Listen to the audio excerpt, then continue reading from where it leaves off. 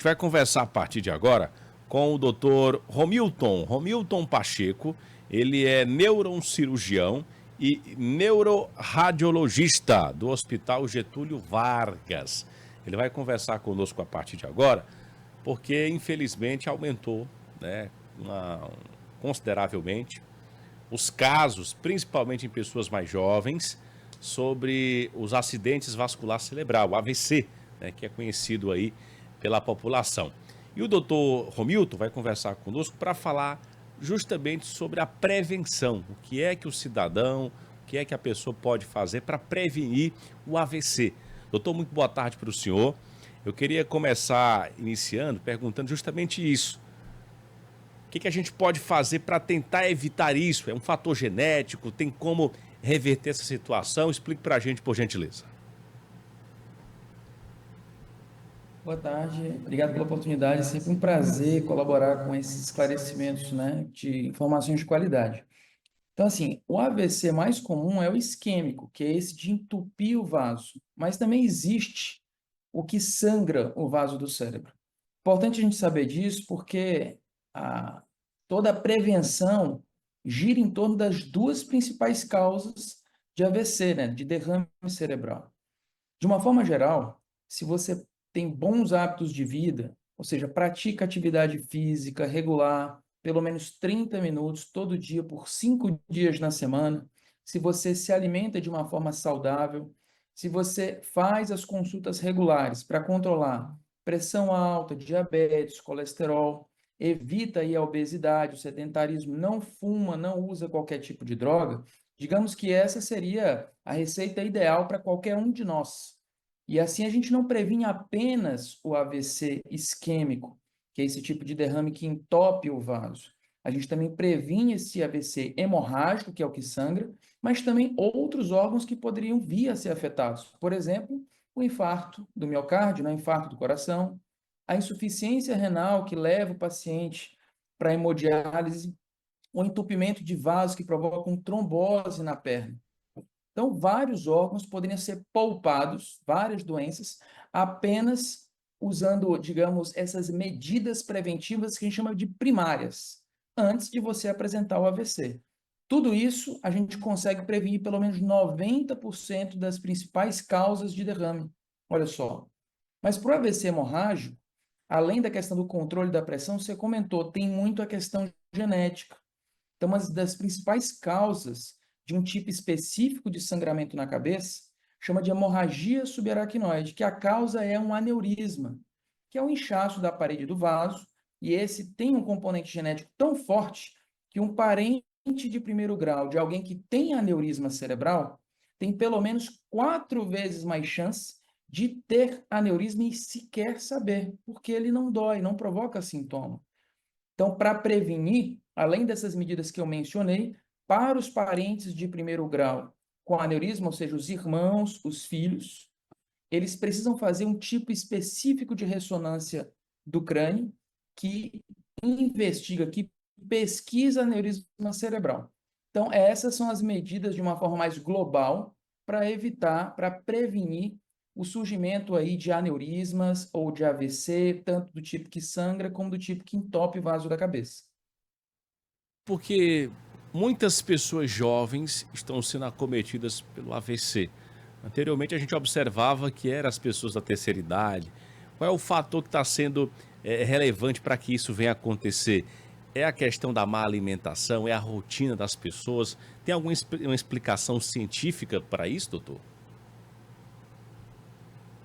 Olha só, existe uma especulação, sim, em torno das principais causas de derrame em jovem. É claro que é um espectro diferente. E é importante que se entenda o que é considerado jovem na literatura científica. Jovem é todo paciente abaixo de 55 anos.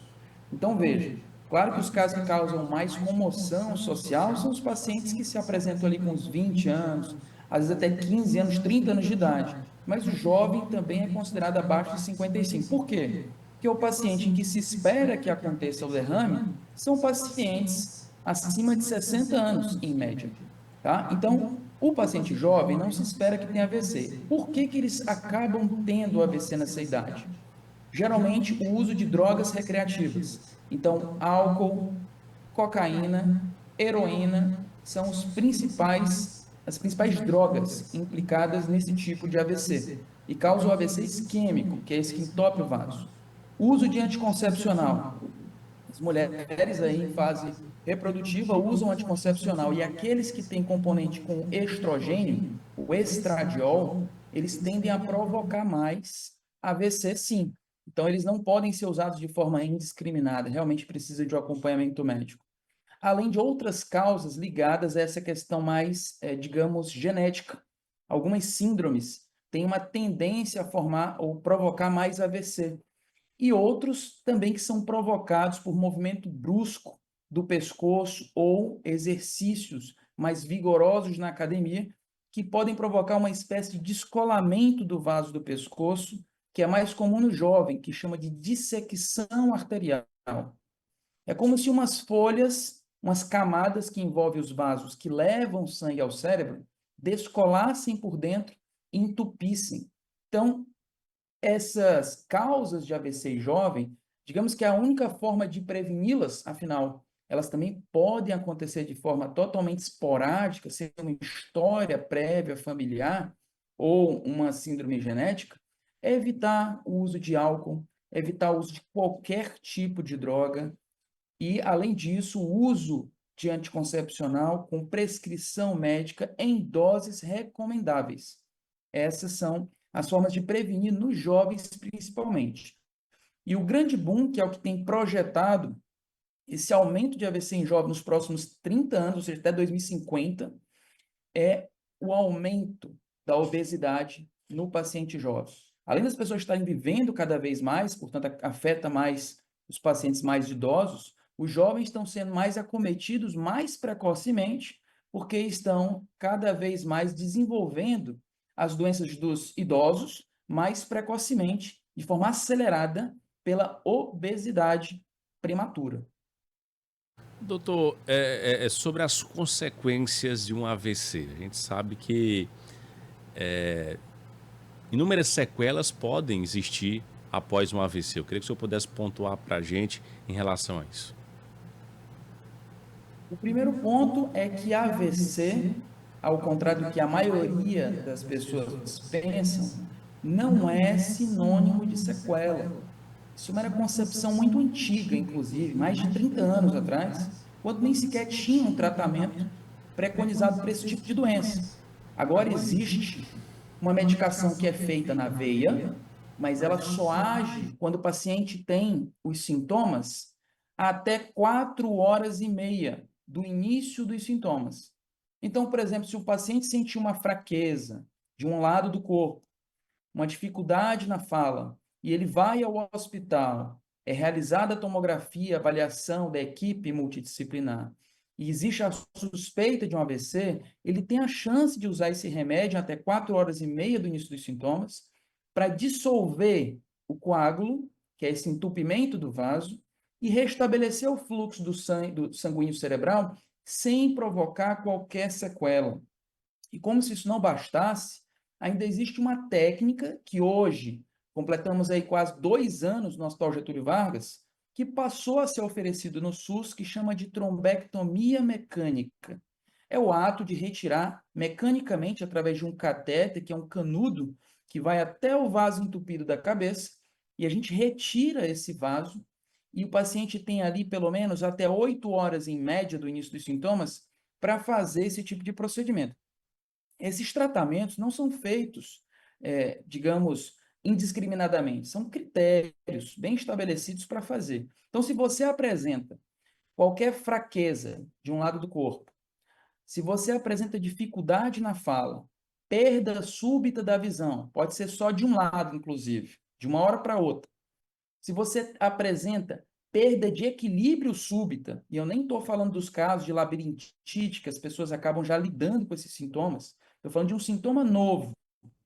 E, além disso, uma dor de cabeça de uma hora para outra, esses correspondem a 90% dos sintomas de derrame cerebral, de acidente vascular cerebral. Você precisa acionar, estando em casa, o serviço médico de urgência 192 para que você possa ser deslocado o mais precocemente possível ao hospital de referência, seja público ou privado, para avaliar, inclusive, se precisa ou não receber esse remédio. A maioria das pessoas, eu estou falando de 60% das pessoas que têm acesso a uma unidade especializada de tratamento de AVC e ainda todos esses tratamentos que eu mencionei, eles têm chance de 60% de sair sem sequelas. Então, AVC não é sinônimo de sequela. A gente costuma dizer que tempo, que cérebro depende muito do tempo. Então, cada vez que você passa 1 minuto com esse vaso entupido, você pode perder até 2 milhões de neurônios. É a capacidade de você reconhecer um familiar, de você andar, de você ter independência para o autocuidado, inclusive. Então, de novo, AVC não é sinônimo de sequela. Doutor, tem uma pergunta aqui do nosso telespectador e ouvinte. O seguinte, ele pergunta, ele parabeniza o programa e ele coloca o seguinte: pergunta para o doutor se só pressão alta provoca o AVC e se alguém da família que já teve Alzheimer também pode ser um fator aí, né? No caso, é o caso genético, né, doutor, que ele está perguntando. E outra pergunta que ele está fazendo é que quem toma aqueles estimulantes sexual, né? Conhecido por azulzinho. Está perguntando se tomar, se tem alguma contraindicação que possa ocorrer também. Sim, na verdade, o que culmina com AVC, com frequência, é uma combinação dos fatores de risco. Pressão alta, diabetes, colesterol, sedentarismo, cigarro, álcool, enfim. Mas sim, a pressão alta é um dos 2 principais vilões causadores do AVC, do derrame. E o principal tipo de AVC que a pressão alta produz não é nem o que sangra, é o que entope o vaso, porque ele agride a camada de dentro do vaso, que é o endotélio. Isso ao longo de décadas. A gente não está falando de um descontrole da pressão que aconteceu de um mês para o outro. Não, gente, é um descontrole ao longo da vida.